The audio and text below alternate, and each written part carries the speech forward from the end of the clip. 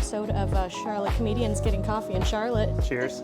Cheers. So here we are at Mugs off of Park Road in Charlotte. It feels like a coffee shop, like straight out of the 90s. It's very cozy. What are your takeaways? What are your vibes? Big time Central Perk Friends vibes. Yes, it's warm, it's inviting. Really making up for all the FOMO I had, not having like a cool friend group in the 90s when I was 10 years old. So I am here with my friend Corey Easterday, who's a comic, a podcast producer, musician, dad, husband, etc. Giant, also tall. So kind of wanted to ask you a little bit about how long you've been doing comedy. I started October 2023 because that was when I began taking the stand-up comedy class taught by our mutual friend Jason Allen King. That's right. At the Comedy Arts Theater of Charlotte. I kind of count from our graduation show that we had December 1st, 2023, because I went to one open mic that whole time and I was more so a bit afraid to step out more and just sticking into the class, the safety net there. So it was really cool to do that show and kind of see what it felt like in a proper live audience. So I guess a little over 2.5 years. Can you tell me a little bit about that first open mic experience that you went to? Oh my gosh, it was terrifying. I feel like I always have to give the caveat too that I don't have the traditional comics journey because December 2023 graduation show, right? But then January 2024, my wife Megan, actually New Year's Eve that year, found out she was pregnant. Damn. And been married for 10 years at that point. And so that threw me for a loop of, I have this new stand-up comedy journey, but also the dad journey coinciding with each other. So there would be months at a time. Like I think November 2023, that open mic, and then March 2024, our mutual friend Craig Collin, his open mic at Carolina Beer Temple was maybe the next one I hit. So I had those kind of like roller coaster thing going on. But that first open mic was absolutely terrifying. There's a lot of clips from that, which in hindsight I probably would have liked to keep in the shadow files, like never see the light of day. But it was a good experience, and I quickly realized like the worst that can happen in comedy is somebody just doesn't laugh and you survive and move on. Mm-hmm. Your dad journey and your comedy journey started at the same time. And I know some of your material you do talk about being a dad, like first time dad. Yeah.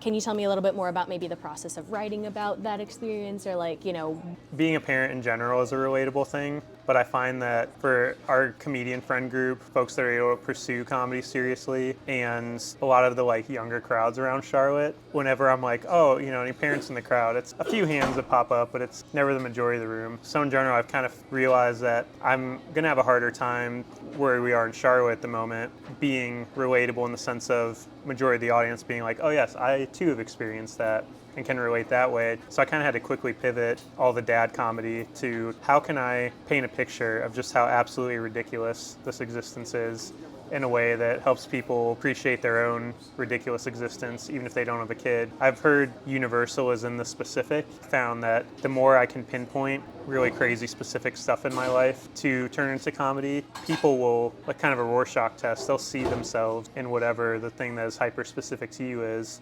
And it just helps me be more authentic. That comedy class with Jason was very transformative for me. But one of the habits it helped me pick up that I didn't have before is just my comedy journal that I'll just throw an idea on it and then I can later turn that into something.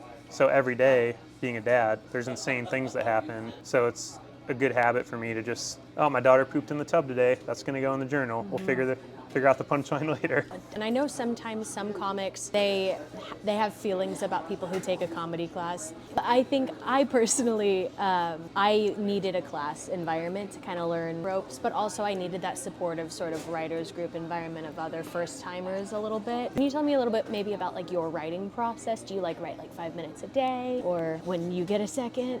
Generally, yes, definitely the latter. Yeah. But there's been many times before mics, maybe even shows, quite honestly, where in my head I'm like, I'm going to have 2 hours to write beforehand, and then just dad life and work and things take over. And I'm like, I got 5 minutes in the car right there to figure this out. True.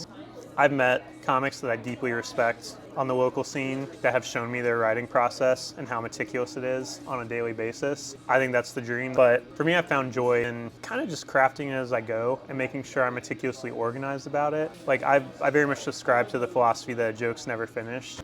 There's a joke I wrote for my comedy class that had to do with my fandom of John Mayer that came out one way in the class and over the 2 years has stuck but has completely evolved and transformed from a 5-second kind of small joke as part of a larger set to now I can do a minute, and it's got all these tags, and it's this kind of intricate thing that's evolved. And that really comes from going to improv on stage a little bit, trying stuff out at a show. I use Evernote, and that's where my comedy ideas are, and that's where I keep all my kind of written out jokes and sets. So my process is really, ideally, try to type out the whole set, organize them the way I like to do comedy, makes storytelling sense. It helps me remember jokes too, if there's thematic connections between bits. Then get them in my notebook as keywords. Because I don't think there's any like correct way to do your comedy.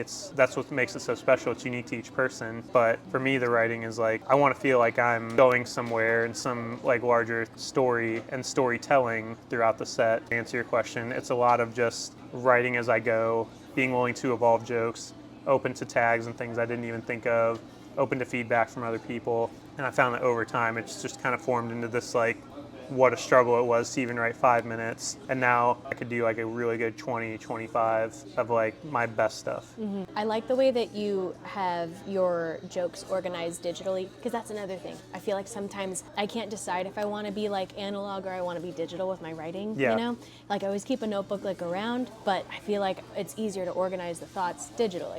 I wanted to ask you as well about your stage experience prior to comedy, because you grew up being a musician, correct? Correct, yeah. Okay, tell me more about that. Yeah, so I'm a drummer. I've been playing drums for over 20 years. I think last year was my 20th year. Started when I was in high school when I was about 16. Sorry, every time I look at you, I'm like, what do you mean 20 years? You are 20. You look like a baby person. What are you talking about? Thank you, I appreciate that. No qualms, but I'm 37, so not 20. No, you're not. 89 baby, right up there with Taylor Swift. You don't even look like you've ever thought about having a pimple. What are you talking about? I had to grow the beard to look more mature. I see. If I didn't have the beard, you would think I was like 17, so. This fucking guy. But yeah, I've been playing for 20 plus years. That was my first passion, my first creative thing I fell in love with was music. I was training for a long time to ministry, so I majored in youth ministry in college. I was almost a church planter. I interned at a lot of churches. I was on a lot church planter? Church plant, like starting churches. Sorry. Yeah. Didn't know. Yeah. So, there's layers here. It's an onion. You learn something more every day. It's part of why I'm trying to do comedy. Like get it out there. Get like it let's out figure it there. out. And why I have to think in themes because the wonky life stuff. Like how does it all tie together? Jesus, yes. But it was playing worship in churches. That's how I learned to play drums. And then my best friends and I, we started a band off of that. It was called August. Yeah. Did you guys start the band in the month of August? 100%. Yep. Nice. You nailed it. We were a jam band and we were just at an open mic thing in our small town of Barberton, Ohio, and a promoter from a club in the big city of Akron is there. Like, hey, we have an opening. Sure. What should we call ourselves? August. Great. Off it rolled from there. So I was in that band. We changed names eventually and evolved and stuff, but I was in that band for 7 years through majority of high school, all through college. And it was so cool to be able to develop, like some of my big drum heroes were guys like Dave Grohl, Foo Fighters, or Taylor Hawkins that if you watch them on stage, they feel like a front man behind the drum kit. So that's basically where my early stage presence was mimicking that on stage. That was how I learned to be kind of like projecting and presenting from like the stage. Like a persona, yeah. But that translated to comedy for me. I hosted my first open mic last week at Duckworth's. Ooh, yeah, that's right. That was my very first time hosting an open mic, and I was hitting up Craig for advice, and the way I heard it was like, oh, this is exactly what being a drummer is like. Like if you're a great host, you're keeping time, quite literally. There's a rhythm to the show. Your job is to make other people look good. Much like drums, if a drummer is doing his job right, you'll notice like some of the cool things they do, but they won't stick out in a bad way. So it just helped me like conceptualize it a lot, thinking of it in music terms.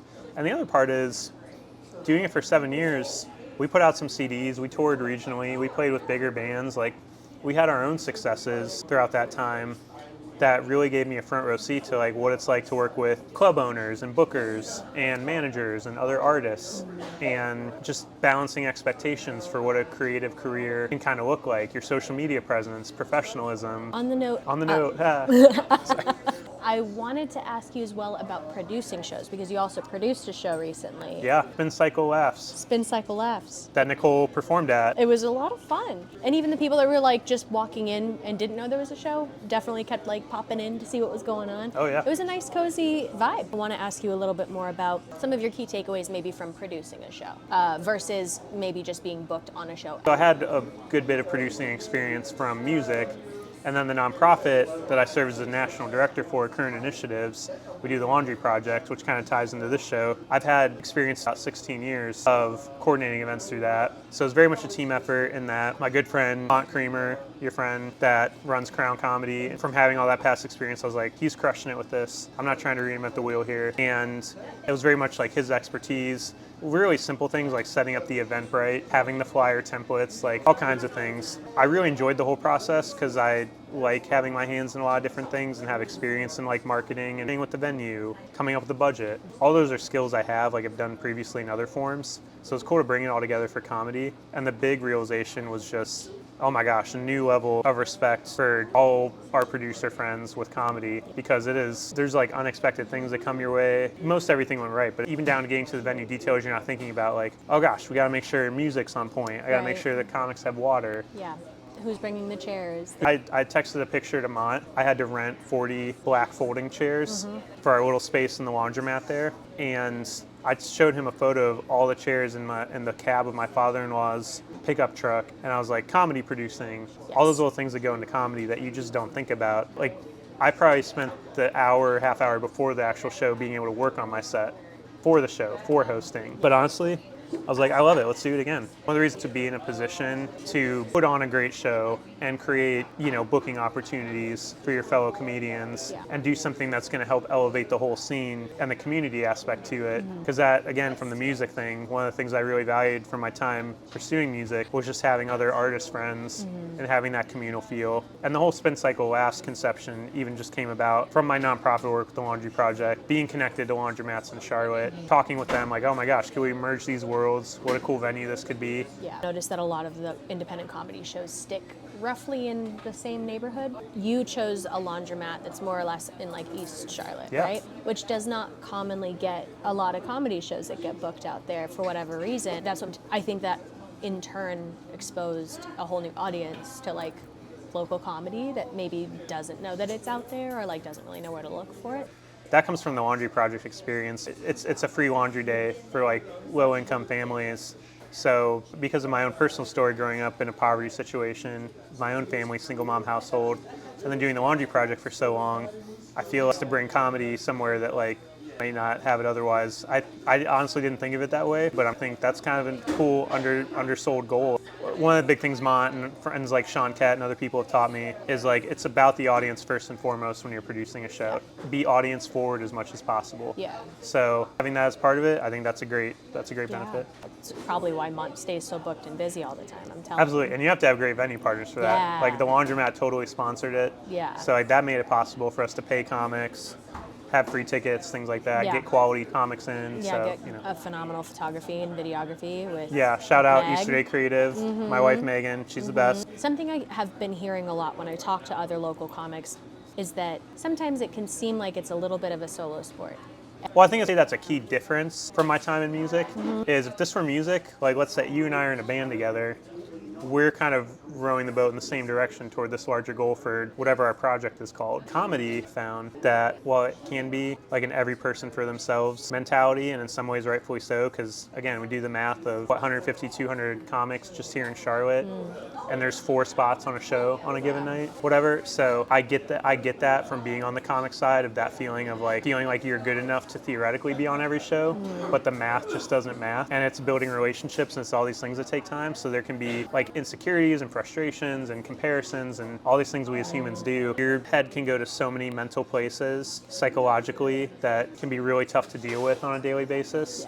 Like there would be times when I didn't have a show or anything going on for a month, 2 months, 3 months, especially when I was first starting out, and would feel like all kinds of insecurities and FOMO and am I just kidding myself? But healthiness of getting out and being amongst friends, making friends, Hanging out at Mike's. going to shows, support people, just doing what you can to recognize you are part of a community community, whether you like it or not. I think that takes you out of your own head. That ultimately has the effect of helping your own career pursuits get a lot better because you're not think of things in a bigger, more communal sense. When we're in sync with each other doing that, that's kind of builds up the scene. As the scene builds up, it helps builds up our opportunities, and so it has a compound effect. Yeah. I sometimes will get in my head if I have a stretch of time where I'm not booked on something. Sometimes I'll get in my feelings and be like, if I'm not booked, I'm not funny. But I've started to notice the pattern is like, for Carol gets booked on a show, but I didn't get booked on that show. I'm like, well, there's 4 slots, and usually it's like guy, girl. They can only have one girl in the show, otherwise it's a girl show. They get to pick one diversity hire. Today it's Carol, tomorrow it might be me.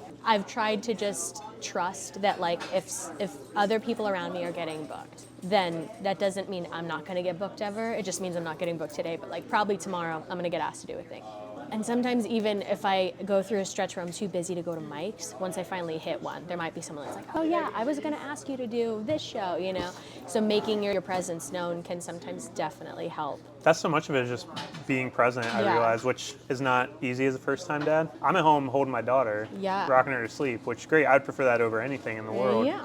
But like literally you had that show recently at Lenny Boy. I was there and Jason was like, hey, can you come up and do some time? And I wasn't on the flyer. Right. Because he's been doing it for a long time. He's like, that's how I got so much work when I started, was just being present everywhere and showing up. And I was like, oh yeah, duh, that's a big, because I had the same exact thoughts as you. Yeah.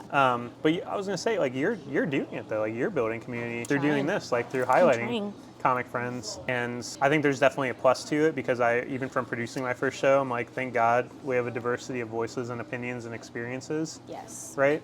But I think, I think we should all be cognizant of how can we keep shaking it up so we don't just all get into a funk of like, it has to look one way. You're right. There's only so many, straight white guys they're going to have on the show. It's easy to feel like you're getting market corrected. You are a straight white dude with like Christian rock band background and like nonprofit stuff, like all of this like Lumineers vibes, right? And hey, sorry, I had to complete the lyric. Obviously. I can't just. People are gonna think you're calling me one. When you say like, are there any dads in the audience? You don't really like often get a lot of that. I'm surprised because especially maybe in the neighborhood we're in right now, you do see a lot of like younger families. I think that's another untapped sort of audience and like kind of these like affluent, bougie, low-key bougie, family little suburbies. That's not really a question, it's just like a thought I had when I was staring at you. I was like, you know what?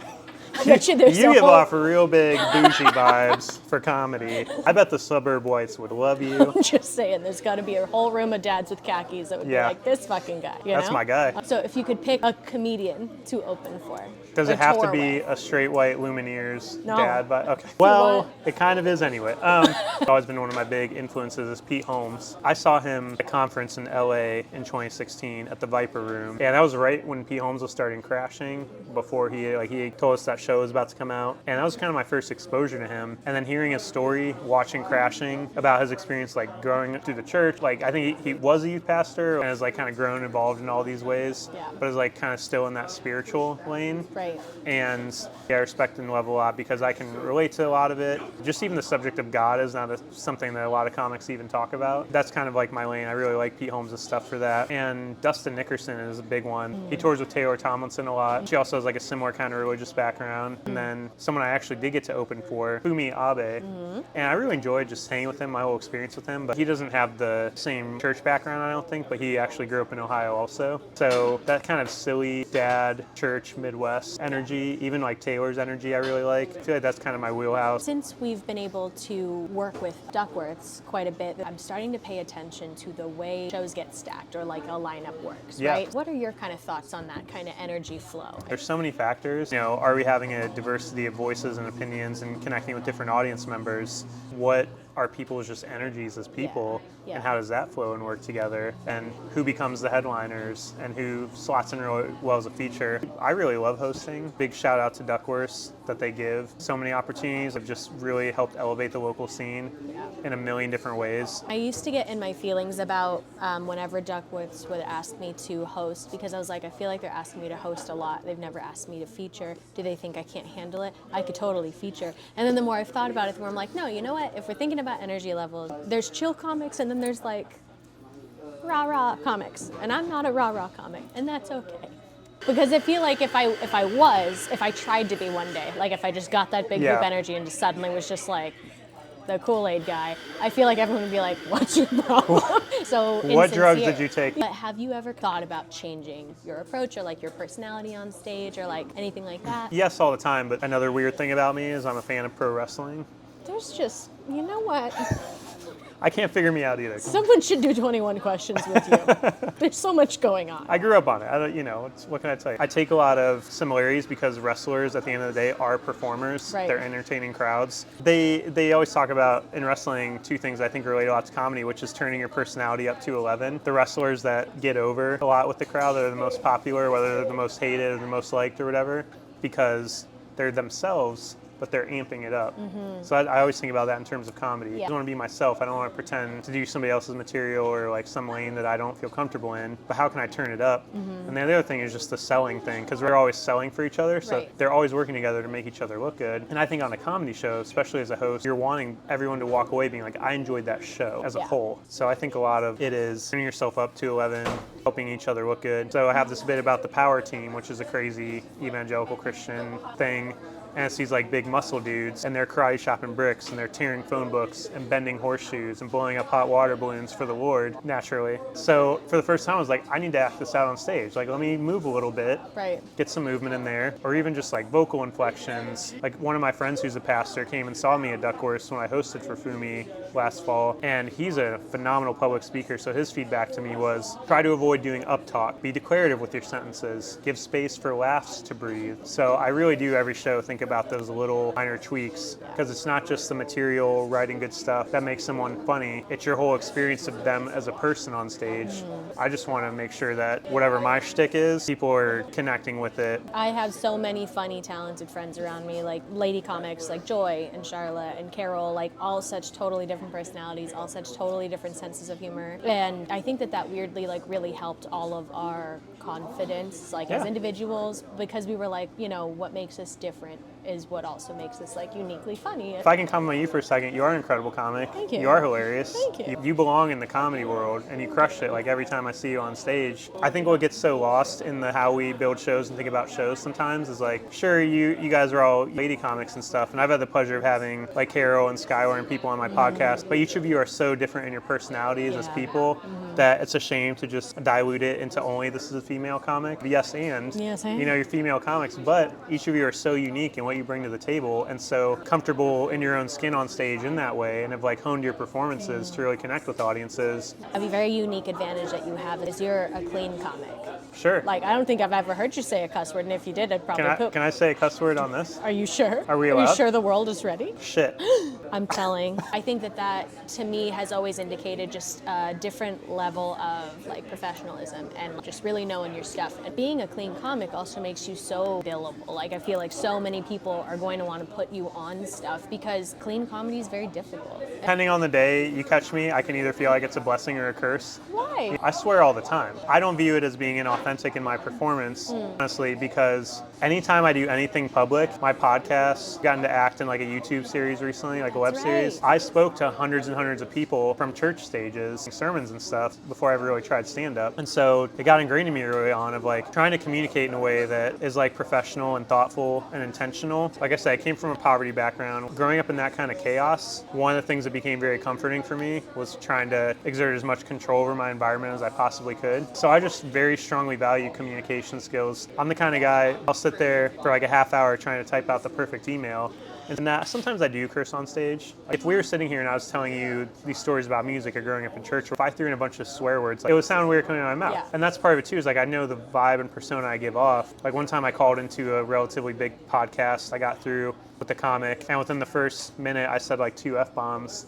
And that set a weird tone for me for the whole rest of that call and interview, because I was like, that's not me. It's not that I don't curse or I have anything against cursing. I do like the challenge of like, how does the joke build with each word, and how does one word change a joke, all that. I do like the thought experiment of that. Yes. So maybe that's why I gravitate to it a lot too. Yeah. Growing up and getting your beginnings in like church music and Yeah. church speaking and all of the things, like how would you say that has kind of impacted maybe the way that you're approaching all your creative endeavors now? Oh, so much of it. One thing that's important for me to note is like I am still very much like a person of faith. and feeling like I've lived dozens of lives at this point and been around so many different types of community of people, you get to a point where you have to be able to look into yourself to have the kind of self-awareness of what are my core values that carry me through every season of life. I didn't grow up with a great family, so I found very much family in my friends, in community. That's still very much the case for me, especially with comedy. I love so many people I've met and friends I've made through comedy that feel like family. So chosen family has always been a big thing for me. Community, empowerment, dignity, hope, like supporting each other, being service-minded. I think a big one is storytelling. Like that's something I've done my whole life, whether it was in church or nonprofit work or music or all these things, is you're creating art, you're telling stories. And there's so much power in comedy for that for me. I hate to do the cliche, like, oh, it's my therapy or whatever, because I try to actually go to therapy. I like comedy because there's so much storytelling involved. Yeah. So I say that's another, like, community and storytelling. Those are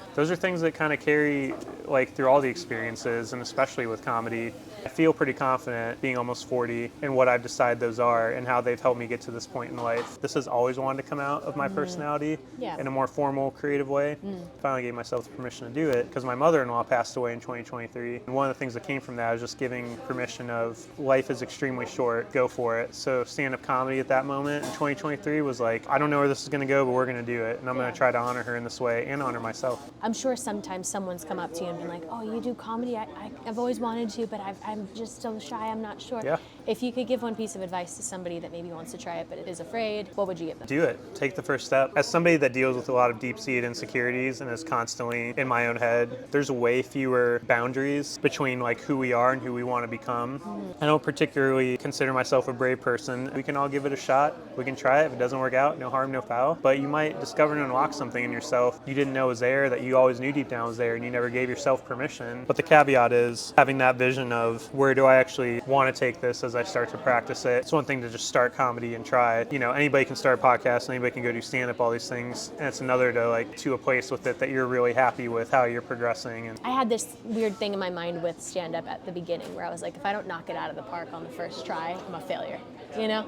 And I know that's such a like childish way to look at it. Don't listen to that voice. That would be my advice. yeah, you can listen to the parts of you that is ultimately trying to empower you, but if it's just complete negative self-talk, most of it's worthless. I think it's one of the reasons I love comedy so much, is it's so all-inclusive of every single kind of person out there, just like we're all different. And that's what makes us so uniquely like funny. And the laughter brings us together. Yeah. Is there anybody in Charlotte that comes to mind for you as far as like a comic that you feel like is doing really cool stuff? Somebody that you feel like is really growing as a comic? I've been lucky enough to make so many awesome friends on this scene and see so many different people and styles of comedy.